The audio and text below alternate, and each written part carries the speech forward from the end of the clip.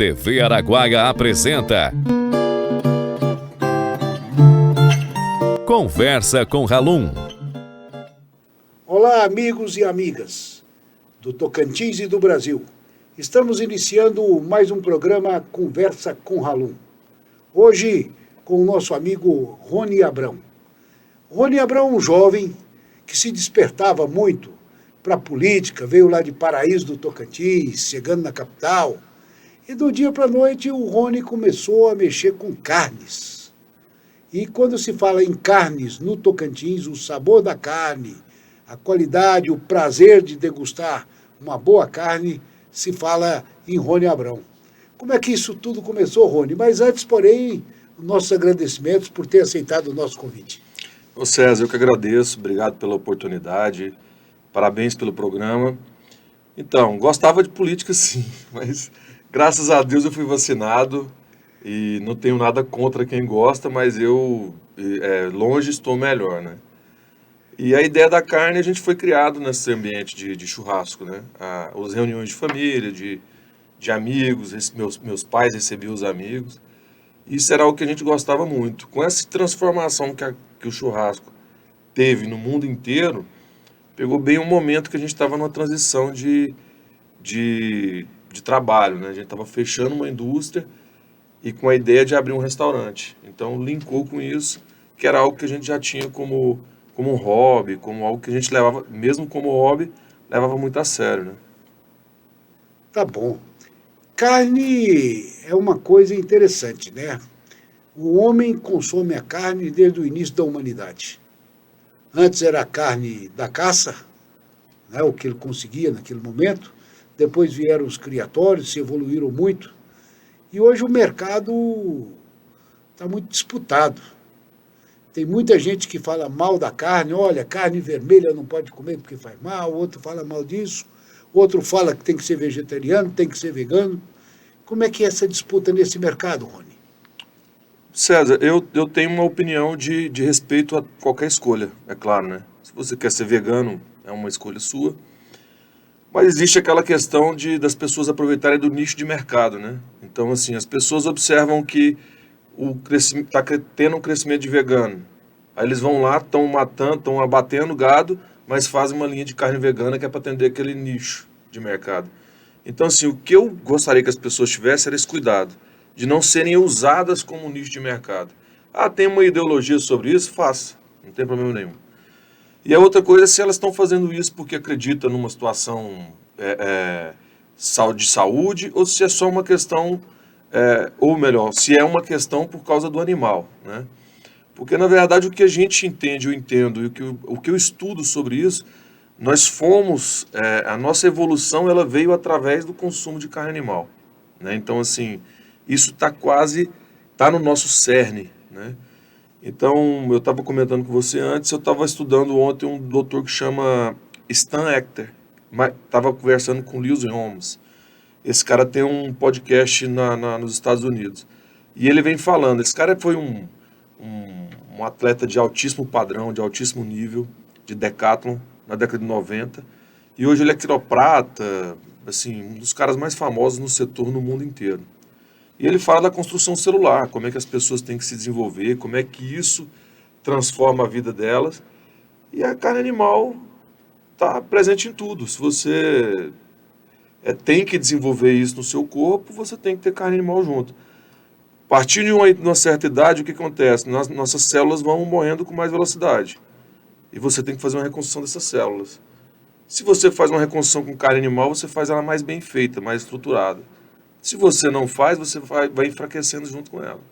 Então, baseado no que ele diz e o que eu tenho visto estudado, eu acredito que carne animal é algo insubstituível. A proteína animal é insubstituível. Olha, esse assunto é discutível. Há dias atrás, nós também fizemos uma pesquisa e eu vi um número que eu não acreditei muito nele. Mas esse número dizia que 14% da população brasileira,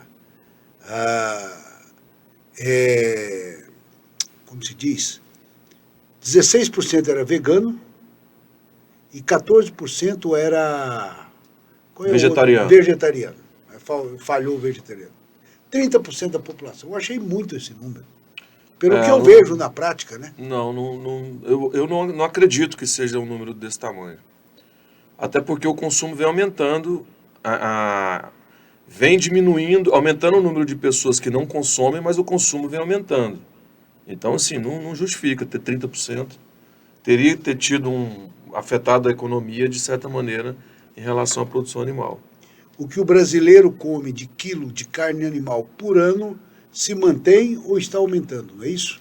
Se mantém ou está aumentando, então não tem essa queda. O consumo per capita vem crescente.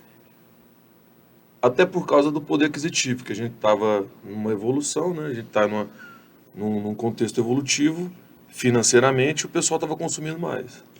E agora eu te pergunto o seguinte, não é a sua praia. A sua praia é carne, né? Proteína carne de feita. origem animal. Mas, de qualquer forma, está no mercado, começa a ver. O custo para o consumidor final, a carne do vegano, ou a comida do vegano e do vegetariano, é mais barato do que a de proteína animal? Olha, ela deveria ser, né? Mas como é uma questão de momento, de moda, então tem sempre o valor agregado, né? Então, assim, algo que deveria ser muito mais barato, eles chamam de hambúrguer vegano, que é feito de legume, de tubérculo, alguma coisa assim, eles vendem mais caro do que um hambúrguer de carne. Então é por isso que eu digo para as pessoas prestarem atenção no que é um conceito para elas e que para os outros é só um nicho de mercado. Então, é entender isso. Tá certo. Rony, e você começou quando a mexer com restaurante, com carne, comercialmente? Desde 2018 a gente está nessa... Na verdade, desde 2017, né? 2018 nós abrimos. Mas 2017 nós vem construindo essa história dos fornecedores, do que a gente ia fazer. E para você montar um restaurante, você tem que estudar bem o que está fazendo. É por isso que a gente tem uma taxa de mortalidade empresarial no setor muito alta. As pessoas fazem sem fazer nenhum planejamento, sem fazer uma conta, sem fazer sequer uma projeção de custo, quanto aquilo vai distribuir no que ele tem disponível para oferecer. Por exemplo, você pega uma casa que cabe 40 lugares, e aí você tem um custo muito mais alto do que esses lugares podem te dar. Aconteceu esse pós, acontece no mundo inteiro. E as pessoas não têm essa preocupação. Então, nós passamos um tempo estudando isso.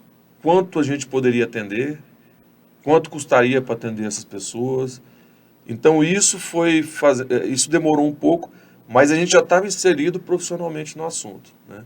Então, a gente está desde 2017. Eu estou vendo aqui, ó, o Xará, estão batendo um papo e o Xará está mexendo, está mostrando umas coisinhas. Parece que é o Rony Abrão mexendo com carne aí. Isso é uma Que é isso costela. aí? Isso é uma costela defumada, e essa capa preta, isso aí é um trabalho que é difícil de fazer, é o que a gente busca, que chama no mercado de barque, né?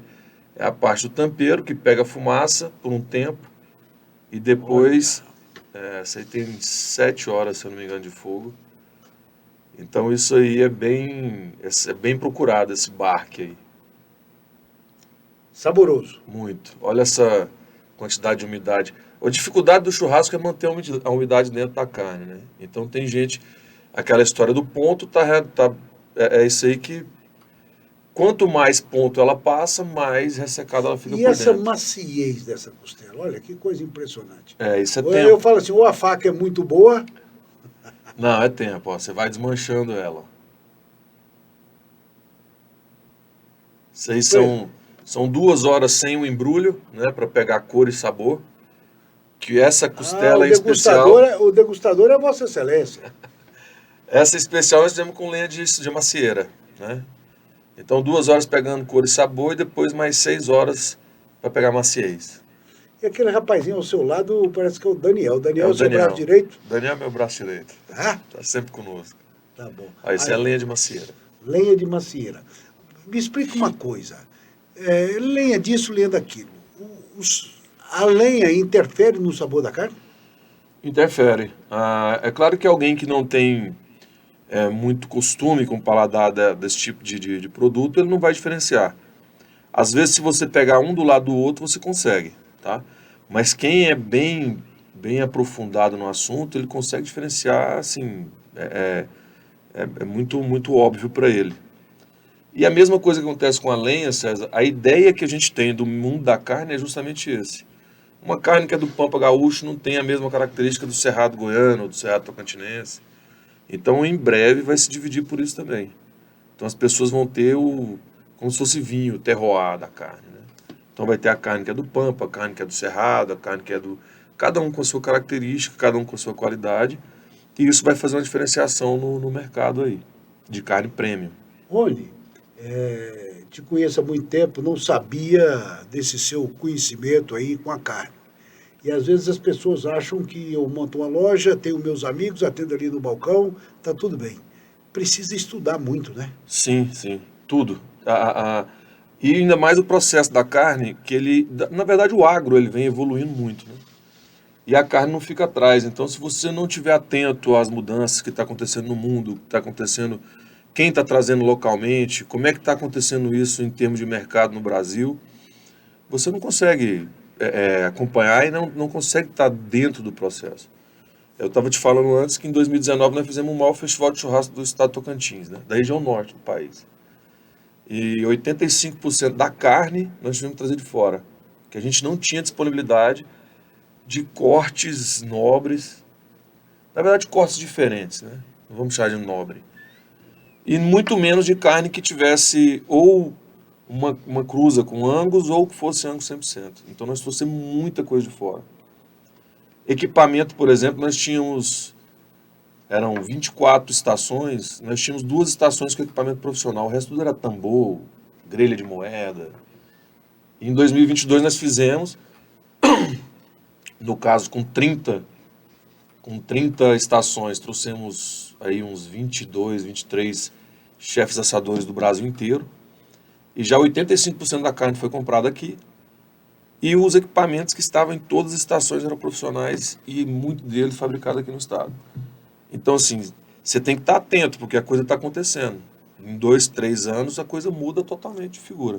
Rony, nós temos muita coisa para falar ainda sobre isso aí, né? Sobre esse assunto. Esse assunto ele é muito vasto, mas nós temos que seguir as regras da televisão e eu preciso fazer um rápido intervalo. Voltamos já já, e aí eu vou lhe perguntar a origem do churrasco. Foi por causa de Getúlio Vargas mesmo ou foi por outra coisa? Mas você vai me responder isso no próximo bloco. Voltamos daqui a pouquinho. Conversa com Ralum.